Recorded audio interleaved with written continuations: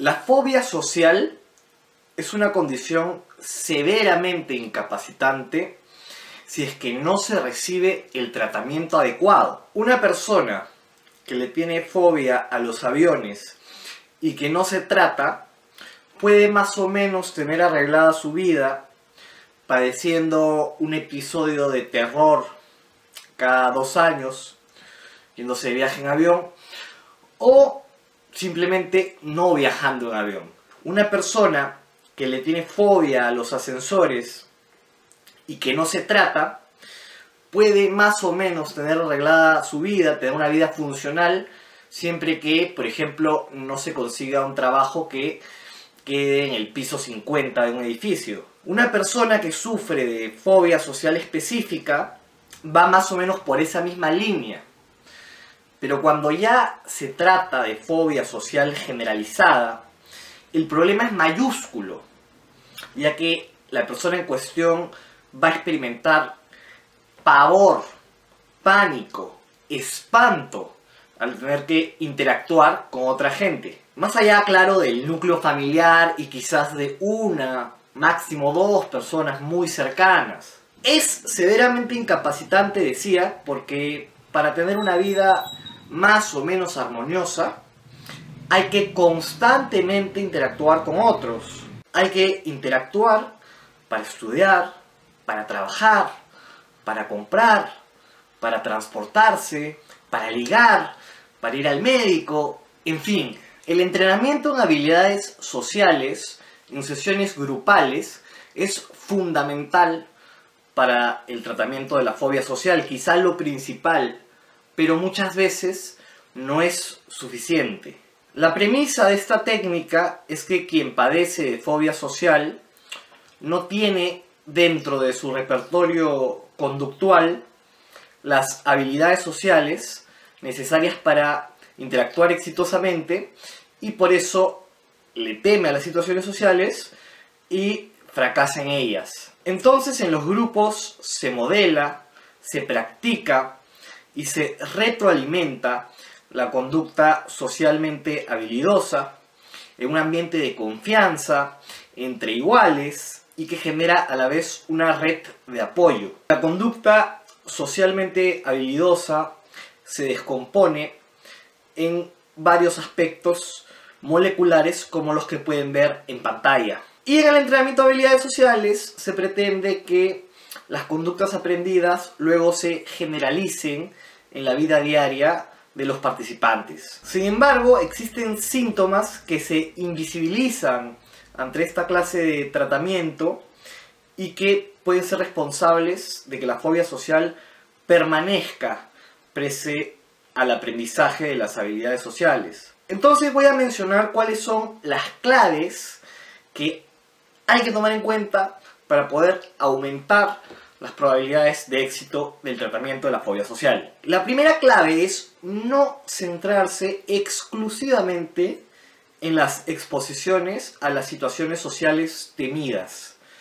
La fase de anticipación y la fase de post-evento pueden ser tan importantes como la misma exposición. En la fase de anticipación, cuando la persona ya sabe que va a enfrentar una situación social o pretende hacerlo, aparece la ansiedad ligada a altos y poco realistas estándares de desempeño social, expectativas de fracaso, creencias de no poder controlar la ansiedad o de que los otros son inherentemente críticos, desconfianza de las propias habilidades sociales. La ansiedad se puede contrarrestar con técnicas de relajación como estas.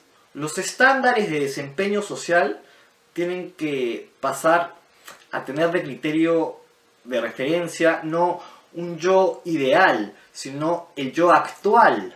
En consecuencia, lo importante no es hacerlo perfecto, sino simplemente hacerlo, porque antes no era capaz de eso. Más adelante lo importante ya no va a ser hacerlo perfecto, sino hacerlo mejor de lo que solía ser capaz de hacer.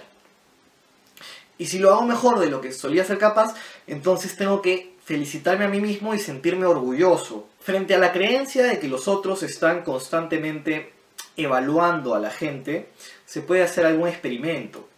Por ejemplo, ir a un restaurante y observar a ver si hay personas que están prestándole atención a otros desconocidos que están en otras mesas, viendo en qué momento cometen algún error comiendo y pasa algo. En cuanto a las expectativas de fracaso, conviene preguntarse ¿qué es lo peor que me puede pasar si es que fracaso? ¿Me voy a morir? ¿Me voy a enfermar? ¿Alguien que yo quiero se va a morir? ¿Voy a perder mi herencia?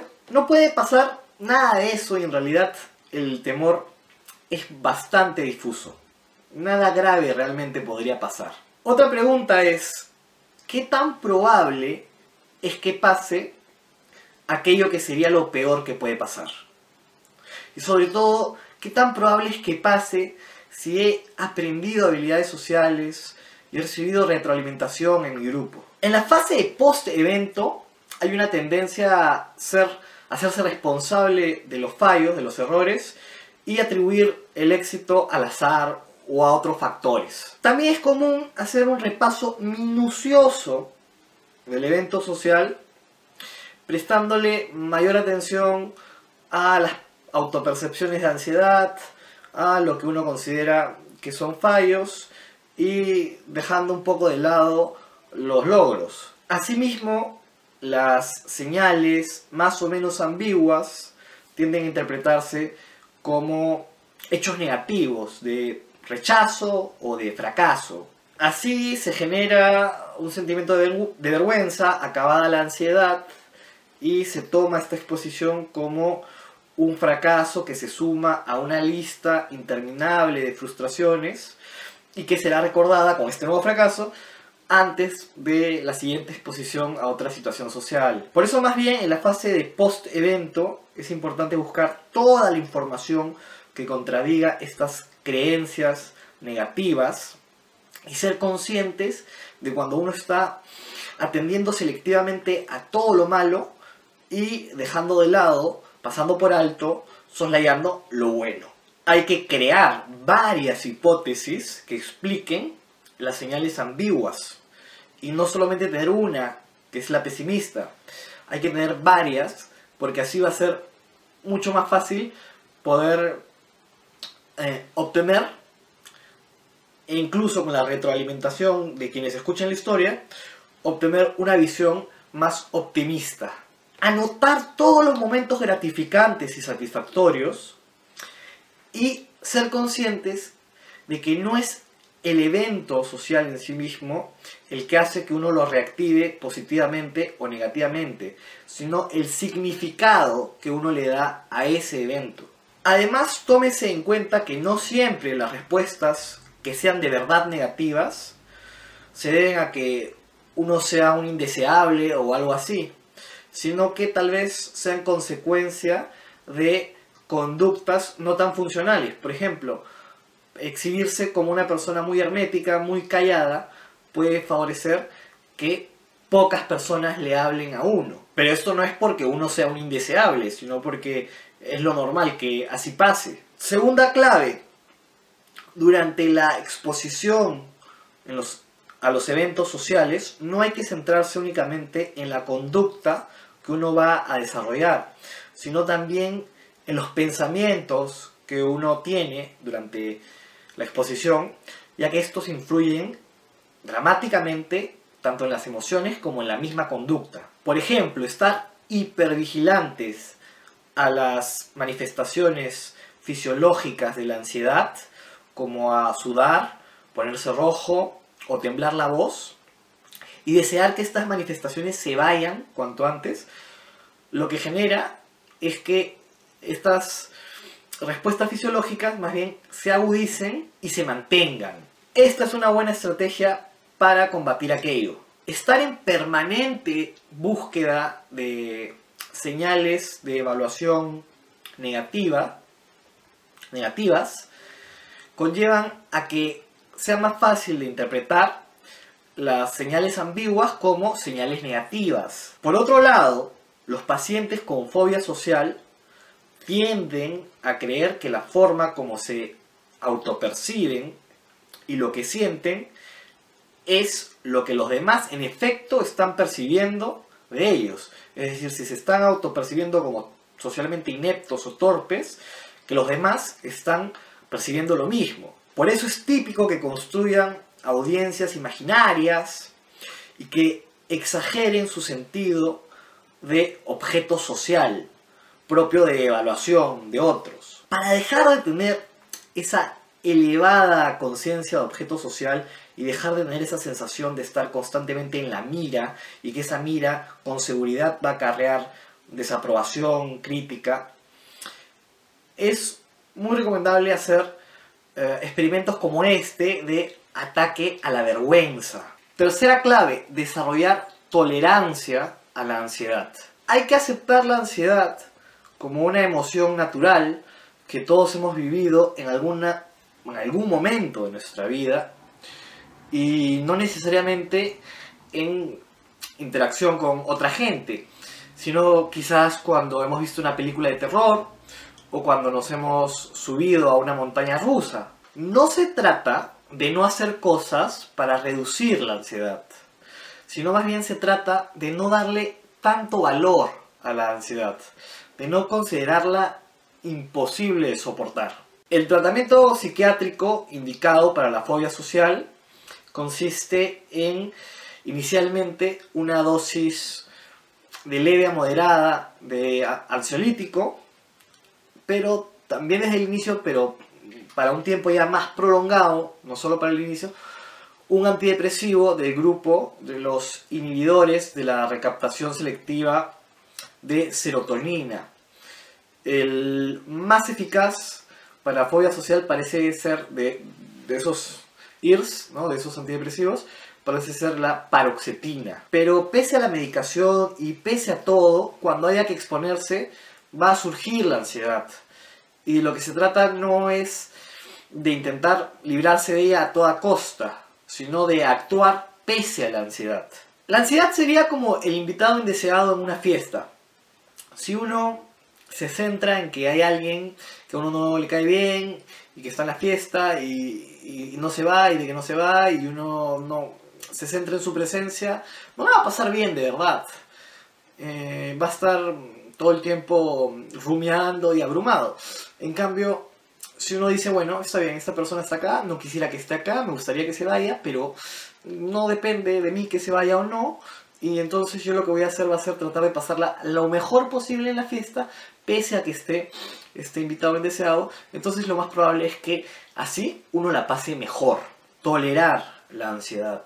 Cuarta clave, no evitar eventos sociales. Cuando un paciente con fobia social evita una situación social, se está generando un alivio porque se está librando del malestar y de la ansiedad que tener que enfrentar esta situación le significaban. Pero este efecto positivo únicamente ocurre en el inmediatísimo, corto e inmediato plazo. A largo plazo la evitación perpetúa el problema, porque al liberarse de algo desagradable, con la evitación se está reforzando la evitación como una conducta habitual. Y también se están reforzando las expectativas negativas sobre los eventos sociales, porque se asume que no ocurrieron los temores imaginarios no por una adecuada exposición o por una normalita exposición, sino por la evitación. Además, no hay que olvidar nunca dos cosas. Primero, que todo malestar psíquico siempre lleva inherente una ganancia secundaria. Siempre.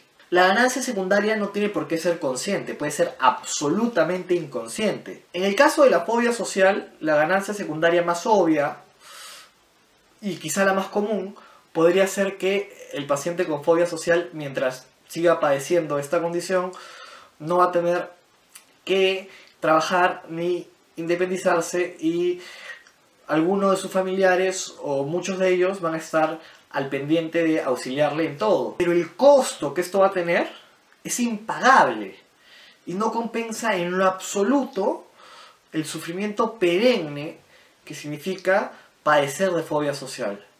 Por eso es muy importante tratar de darse cuenta en cuáles son las cosas que puedo ganar manteniendo esta situación. Quinta clave, empezar a exponerse ante los estímulos menos temidos. Aunque se padezca de fobia social generalizada, el grado de severidad siempre va a variar entre un paciente y otro, e incluso puede variar entre uno y el mismo paciente en distintas etapas de la vida. Del mismo modo, aunque la fobia social sea generalizada, siempre van a haber algunos estímulos que sean menos temidos que otros.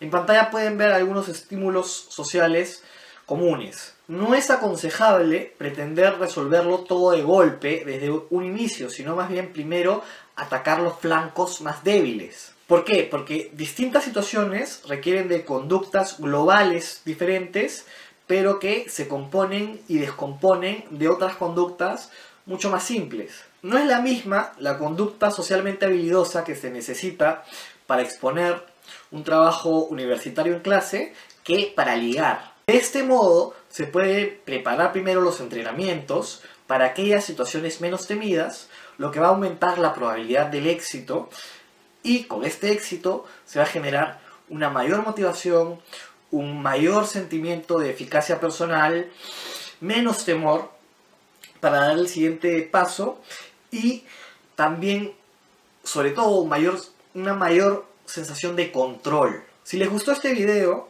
les agradecería mucho que le pongan un me gusta, que lo compartan, que se lo envíen a aquella persona o a aquellas personas que ustedes creen que quizá lo pueda necesitar o le pueda servir de alguna ayuda. Y también, si me quieren hacer algún comentario o pregunta, escríbanme ahí abajo en la caja de comentarios y yo ya les contestaré.